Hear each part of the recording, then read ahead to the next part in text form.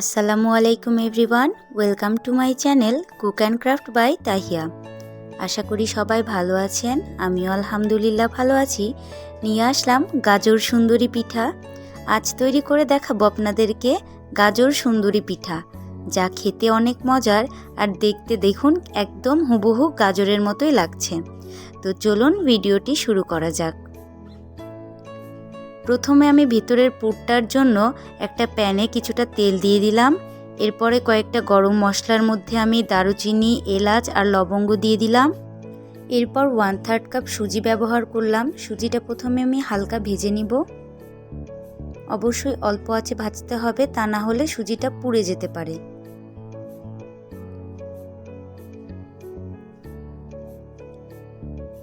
প্রায় 5 মিনিট মতো আমি ভেজে নিলাম। এরপর আমি এতে লিকুইড দুধ অ্যাড করব। এরপর অবশ্যই ভালোভাবে মিশিয়ে নিতে হবে।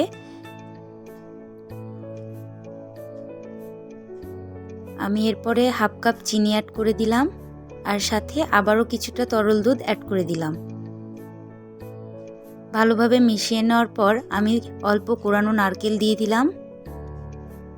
কোরানো নারকেল দেওয়ার পর অবশ্যই ভালোভাবে মিশিয়ে নিতে হবে, তা না হলে কোরানো নারকেলের সাথে সুজি খেতে ভালো লাগবে না।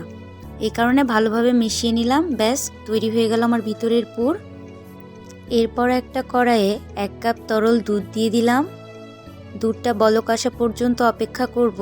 এরপরে আমি চালের গুঁড়া দিয়ে দিলাম 1 কাপ পরিমাণ। ভালোভাবে মিশিয়ে নিতে হবে যেন আটাটা পুরোপুরি সিদ্ধ হয়ে যায়। আমি ঢাকনা দিয়েও রেখে দিয়েছিলাম 5 মিনিটের জন্য। ভিডিওটা কোনোভাবে স্কিপ হওয়ার কারণে আমি সেটা অ্যাড করতে পারিনি।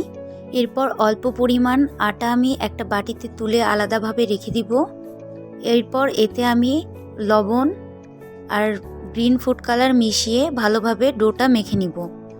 অবশ্যই ভালোভাবে মাখতে হবে যেন প্রতিটা ডোয়ের গায়ে ভালোভাবে সবুজ কালারটা লেগে থাকে। ব্যাস তৈরি হয়ে গেল। এরপর আমি আলাদা একটা বাটিতে আবারও সেম একইভাবে লবণ আর অরেঞ্জ ফুড কালার দিয়ে ভালোভাবে মিশিয়ে নিব।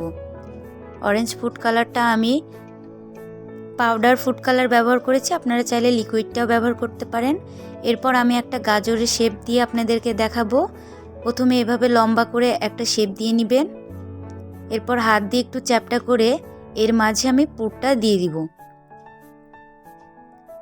ভিডিওটা দেখে বুঝে নিতে হবে আমি কিভাবে করছি। সেম একইভাবে আপনারা ফলো করলে আপনারাও বানাতে পারবেন। এরপরে আমি 2 পাশ ভালো করে চেপে দিব। হলুদের ডালা বা অতিথি আপ্যায়ন করতে কিন্তু এইরকম রকমারি আইটেম বানালে যে কেউ পছন্দ করবে। ব্যাস এইভাবে কথা বলতে বলতে আমার একটা গাজর তৈরি হয়ে গেল। এখন আমি গাজরের পাতাটা তৈরি করে নিব। গাজরের পাতা তৈরি করার জন্য আমি অল্প পরিমাণ সবুজ আটাটা নিয়ে নিলাম। 2 হাতের সাহায্যে ভালোভাবে এরকম চ্যাপটা করে নিতে হবে। তারপরে আমি 2 ভাগে ভাগ করে নিব। এরপরে পাতার একটা শেপ দেওয়ার জন্য আমি হাতে ভালোভাবে একটু চেপে দিলাম। এরপর একটা চামিচের সাহায্যে আমি পাতার যে শিরাটা থাকে সেটা তৈরি করে নিব। খুব অল্প সময়ে কিন্তু এই পিঠাটা তৈরি করা যায়। আপনারা যে কেউ খুব সহজে কিন্তু বানাতে পারবেন। কোনো রকম কোনো ঝামেলা নাই। এতে বাচ্চারাও খুশি হবে আর সাথে মেহমানদারি যারাই আসবে না কেন তারাই আপনার খুব প্রশংসা করবে। এই যে দেখুন আমি আর একটা পাতাও তৈরি করে দেখাচ্ছি।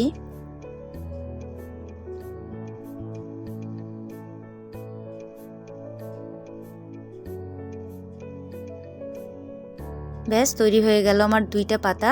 আপনারা চাইলে 3টা পাতাও দিতে পারেন, তো আমার 2টাই ভালো লাগছিল দেখে আমি 2টা পাতাই দিয়েছি। এই যে দেখুন একদম পুরোপুরি গাজরের শেপ দিয়ে নিলাম। একদম রিয়েল গাজর করার জন্য আমি কি করেছি দেখুন, এই যে এইরকম একটা দাগ কেটে নিলাম। মনে হচ্ছে যে একদম আসল গাজর। আর এর মাঝখান দিয়ে একটু লম্বা লম্বা দাগ দিয়ে দিলাম। ব্যাস তৈরি হয়ে গেল। এরপর আমি এটা স্টিম করার জন্য একটা রাইস কুকারের উপরের অংশ ব্যবহার করেছি আর এতে তেল ব্রাশ করে নিয়েছি।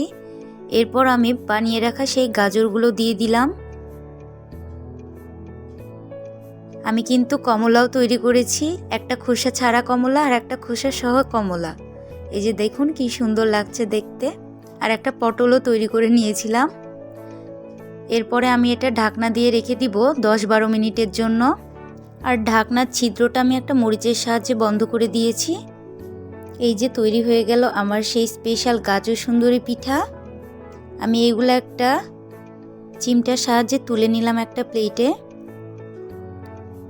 সবগুলোই আমি এভাবে উঠিয়ে নিব।